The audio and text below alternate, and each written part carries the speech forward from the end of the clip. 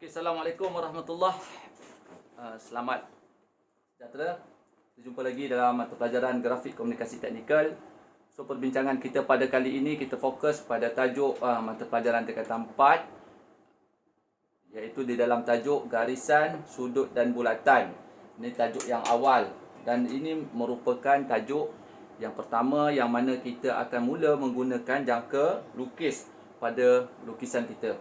Okey, sebelum itu kita ada 4 latihan kita perlu buat dalam modul latihan daripada local publication ni.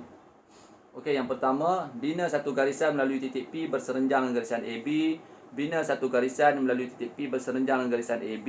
Cuma titik P yang pertama di atas garisan, P yang kedua di luar garisan di atas garisan AB. Bina satu garisan selari AB dan jarak antara garisan tersebut 55 mm. Bahagikan garisan AB kepada dua bahagian yang sama. Okey, jadi apa yang kita nak buat? Saya tunjuk secara lakaran saja. Yang pertama, dia nak suruh kita lukis. Dia bagi A, B, dia bagi P, dia nak suruh buat garisan berserenjang, iaitu garisan bersudut tepat. Dia suruh kita bina garisan ni. Okey, pertama. Kedua, apa yang dia nak kita buat? Garisan melalui titik P dan berserenjang dengan AB. So, garisan AB yang sama, tetapi P dia kat luar. Jadi kita nak bina garisan berserenjang dengan garisan AB. Okey, garisan ni yang kita nak bina. Hanya menggunakan jangka lukis. Yang ketiga, so bina satu garisan selari AB dengan jarak 55 mm.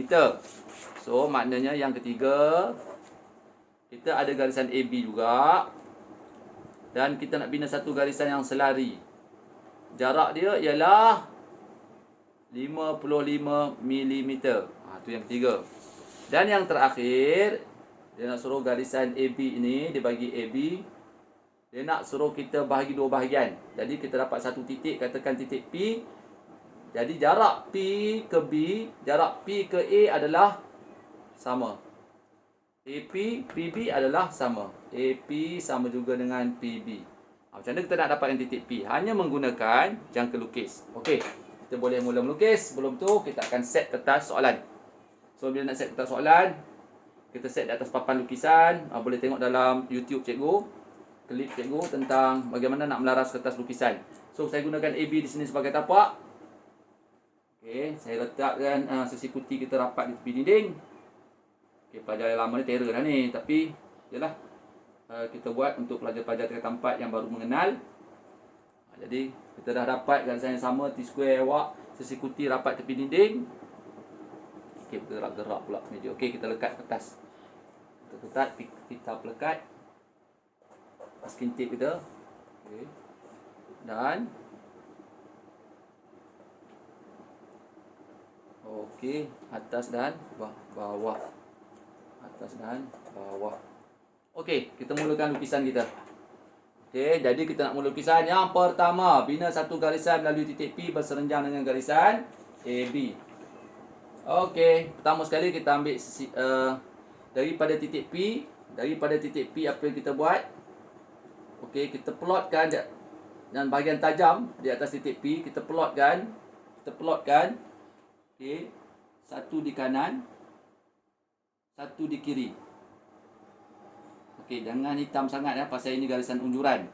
Kanan dan kiri yang mana kita tidak ubah kedudukan supaya titik kanan dan kiri kita sama ukuran. Jangan beza. Okey, dapat dua titik.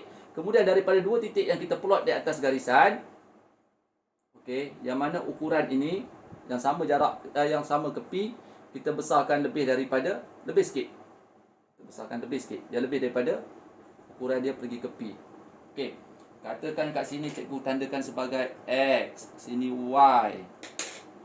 Okey, lebih sikit. Lebih sikit daripada YP. Kita plot atas. Begitu juga daripada titik X. Okey, kita plot berlawanan kedudukan. Jadi ada persilangan.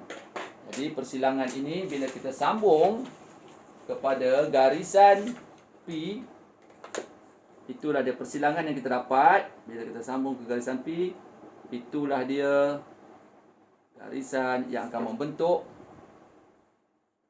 sudut 90 darjah atau berserenjang.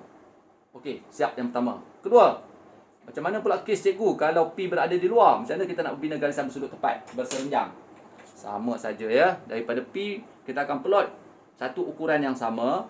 Jangan ubah ukuran. Okey. Tak kisah berapa jarak. Tak kisah berapa jarak.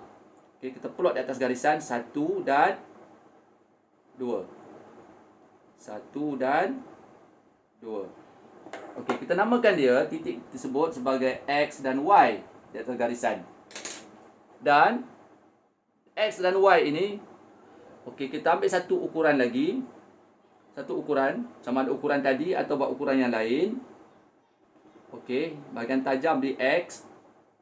Okey, kita kecil sikit. Okey, kita plot bahagian bawah dia pula. Satu, atau bahagian atas pun boleh, bawah pun boleh. Saya plot bawah.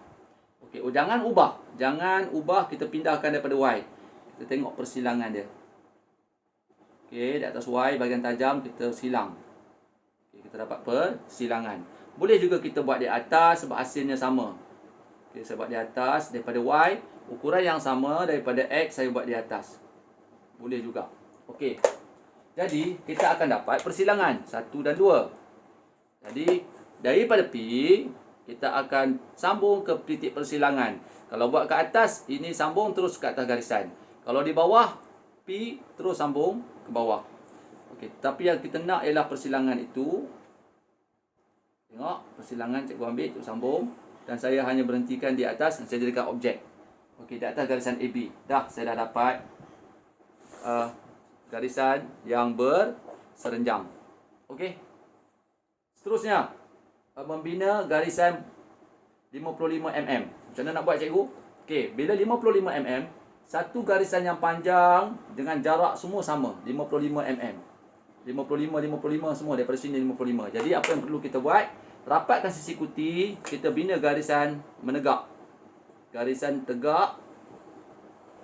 Okey, daripada titik B, daripada A pun boleh. Dan di atas garisan tegak ini kita akan ukur 55 mm. Okey, bila nak mengukur dia ada skill dia. Yang pelajar selalu silap. Okey, tengok. Mana skill dia? Saya letak daripada 25.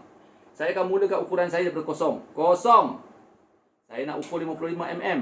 Kosong. 10. Okey.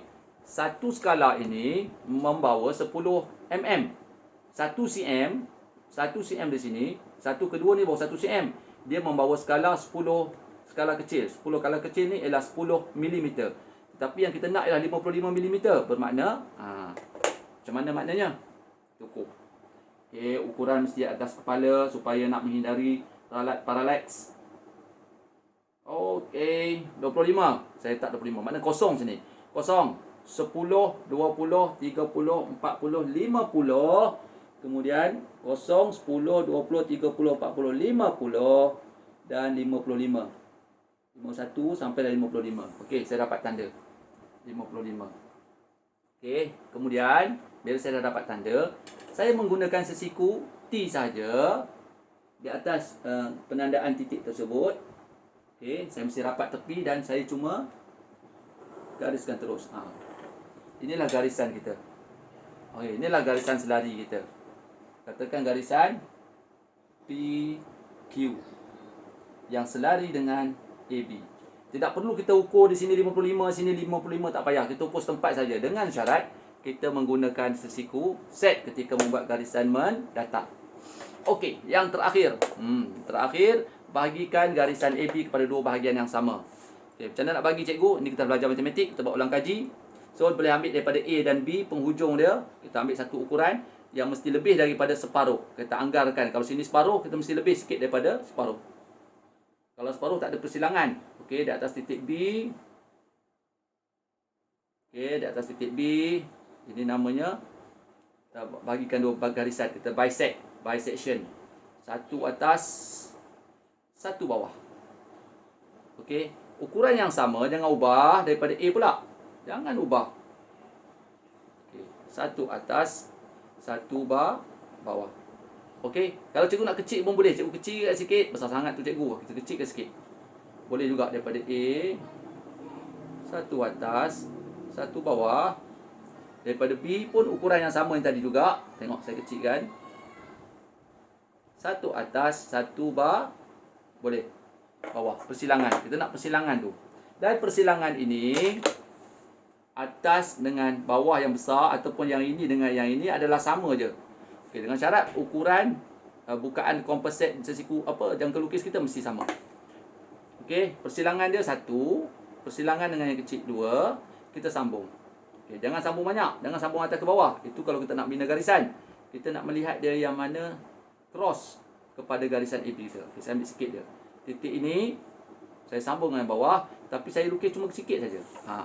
Jadi yang sikit itu ialah pembahagi kita kepada dua bahagian yang sama.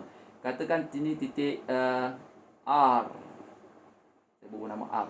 Okey, AR, RB adalah sama jarak. So saya dah lukis AR sama juga dengan RB. Okey, siap. 4 tajuk dengan mudah. Okey, kita jumpa lagi dalam perbincangan kita yang lain. Assalamualaikum.